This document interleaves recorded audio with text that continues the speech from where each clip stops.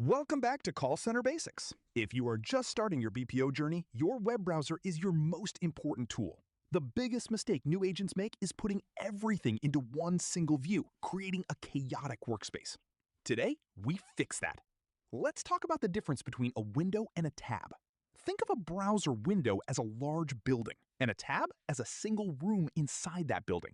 Right now, you are looking at one window with multiple tabs. But to be efficient on a live call, you need better organization. Watch this. I am going to open a completely new window. We will use window A strictly for our customer CRM. Then I will move our knowledge base and scripts into window B. By separating your main system from your reference tools, you keep your eyes focused, reduce your average handle time, and avoid clicking the wrong thing while a customer is talking. Try this setup on your next shift and visit callcenterbasics.blog for more tips and our interactive simulator.